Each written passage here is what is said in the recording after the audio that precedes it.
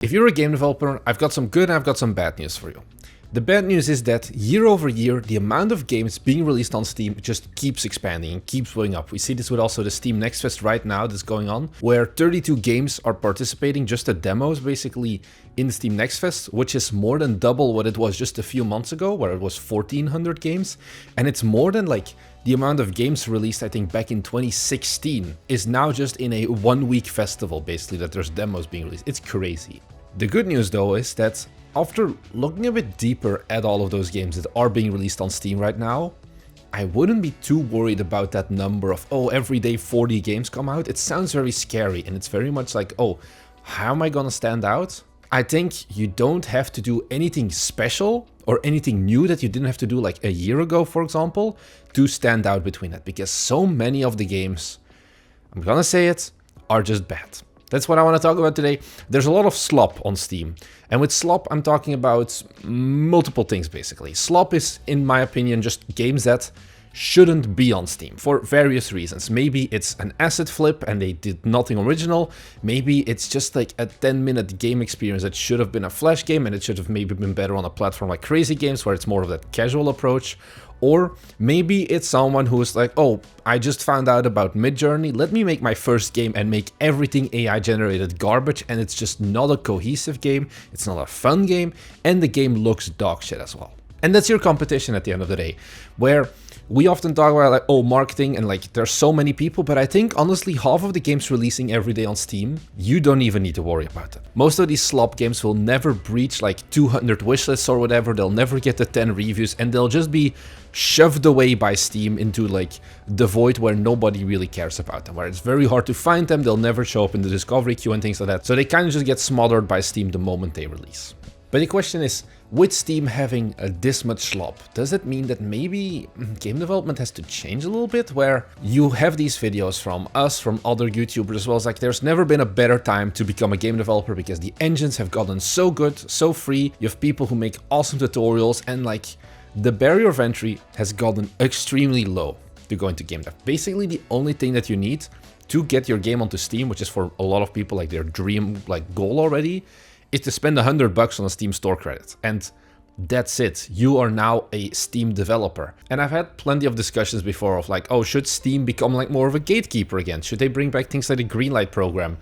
And I'm not really certain that any of those solutions, or like raising up the store credit from like $100 to $500, I don't think those are perfect solutions. But I think definitely the slop problem needs to have something done with it, I think. But that is not really the scope of this video, because I'm not just a commentary channel talking about, oh, the downfall of Steam or whatever, but I want to talk a bit more actionable for you. You're a game developer.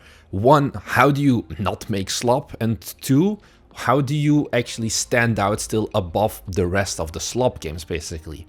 And I think the first thing that we really saw with this Next Fest as well, and it's like finally started to come onto Steam, is AI slop, where we are looking at more and more games now that I see with AI-generated sprites, AI-generated capsule art, AI-generated descriptions, and basically so much is AI-generated. And to a certain degree, I think AI, it's a tool at the end of the day, right? But if you don't know how to use the tool, you get garbage. There are also super well-reviewed games, super popular games that use AI capsule art, for example.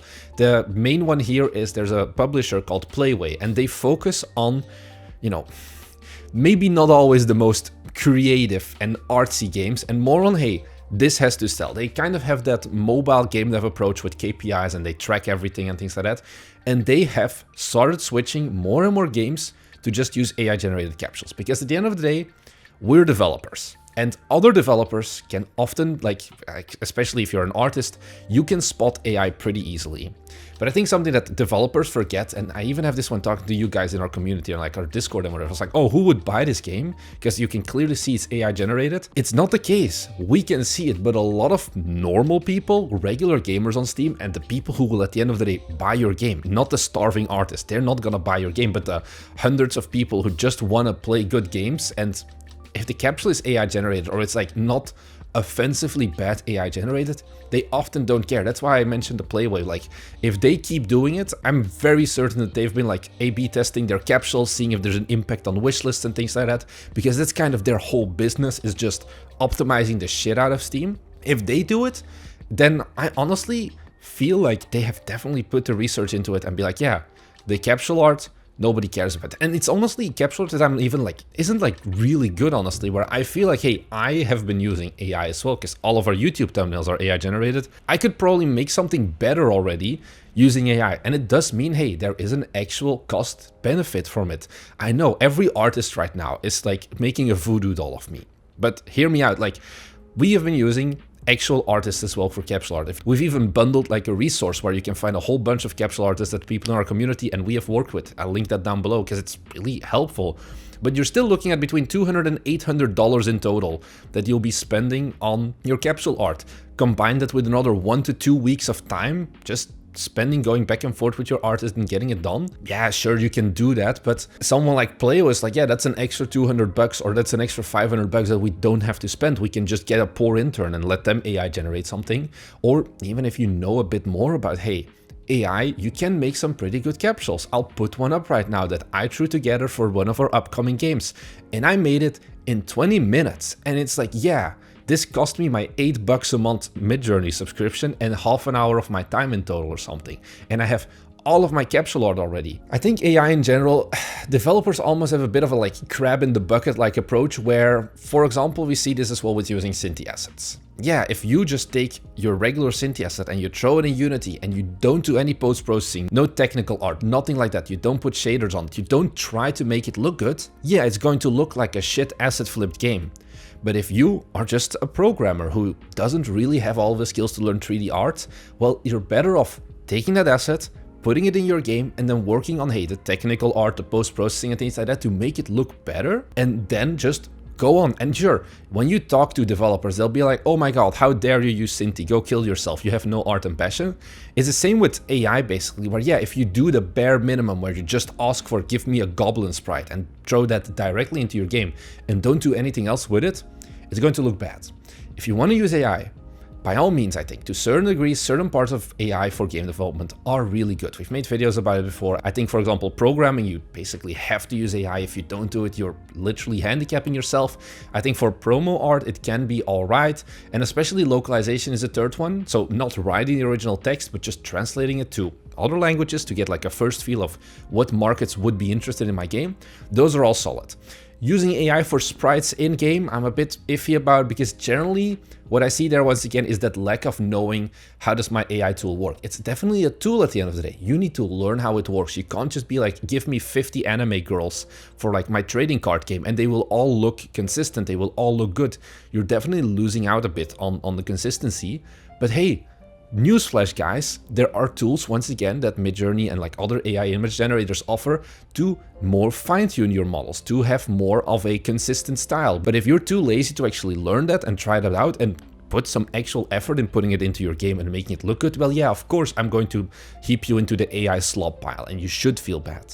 And then the second thing is, you know, in regards to that, not every game should be on Steam. There's no real good point here to decide like, hey, what should be on Steam, what shouldn't. I think, yeah, the barrier of entry being very low, once again, like I said, it's a thing. But I think at a certain point, you are the problem as well, where you need to be honest with yourself and be like, hey, is this a game that should exist on Steam to begin with? Am I making a game and putting it on Steam just for the fact that I can say like, hey, I want to put it on Steam, in which case you may be part of the problem, because there are also platforms like itch.io that are much more suited to those smaller scope games. If you just want to get people to play it, get some feedback and things like that, you don't need to spend $100 on immediately making that store page for your first game where it's like, you know, it's just a bad game. I can't say it otherwise. Like, it's games that are like, you know, your first prototypes, the first games you're gonna make, and especially the first prototypes you're gonna make, you're going to be making bad games, and that's all right. That's part of the learning process. But you're basically immediately assuming that your first game is already gonna be a masterpiece, and you're just gonna throw it on Steam to be like, I've thrown it on Steam. But if your game is not good enough, I see this often when we do our demo roast, when we do our trailer roast streams and things like that. If your game, the base game itself, is not good enough, you're not going to learn anything from putting your game on Steam? Because you hear that often, like, I want to put my game on Steam and it's like, whatever it sells, that's fine. I want to learn more about the marketing and how the platform works. And I get that, that's a good idea. But if the game you're making is just so bad that it basically becomes unmarketable, you're not going to learn much anymore. Because if you have a trailer and the trailer just looks bad, for example, well, you're not going to get any feedback on that. People aren't going to look at it because the trailer, I can give you all the trailer editing tips in the world. If the game doesn't look good, if the game doesn't look appealing, if it seems like you just threw some assets together and didn't really think about what is the game gonna be, are there gonna be fun mechanics and things like that, yeah, it doesn't matter how much I try to like re-edit your trailer, you're not going to get good results on it. You're gonna get 10 wishlists or whatever. And yeah, you're not learning anything then. Whereas, okay, if you have a game that is actually marketable, then you can try out marketing the game. But if everything you do about your game just looks ugly and it's not appealing to, once again, not other game developers, but average Joe who plays Call of Duty and who plays Hades, who thinks like Hollow Knight is a low-key, unknown, hidden gem indie game, yeah, no, you're not gonna sell anything. So I think we need to kind of collectively raise the bar a bit more for ourselves before we put games on Steam. There's this great video, I'll link it up there, by Eastchate. It's like marketing is not a problem, where a lot of games fail, not because they just didn't do well marketing, but they just weren't good enough. They weren't exceptional. If you're making a game that's like a 6 out of 10 in every field in a specific genre,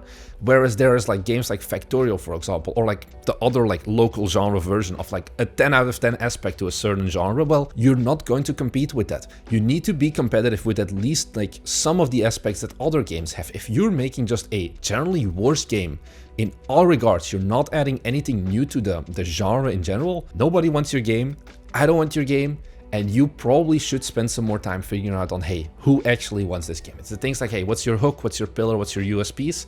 Figuring those out in advance already helps. And if you are like, hey, I just want to learn and make a Pac-Man clone or a Tetris clone, that's fine, but probably it shouldn't be on Steam. Because then, yeah, once again, you are becoming part of the problem of the 40 games on Steam, and it's like, oh my god, my game launched with 200 wishlists, Steam indie development is doomed, but your game kind of just wasn't good. I hope this video still gave you some ideas. I'm really curious, how do you see it? I think now the Steam Next Fest was definitely a trigger for me to look at how many games are being released and are they even good? I'm curious, you guys also browse Steam, of course, and play games. I assume you're not always just working on games. So what are your thoughts? What should Steam do? Is AI getting an actual problem? Do you think that there's a world where, hey, AI can coexist with game development and developers do not want to torch whichever person like uses it, for example? I'm curious. Anyways, we normally make videos a bit less like discussion generated about like game development. So if that's something you're interested in, we upload 2 videos every week.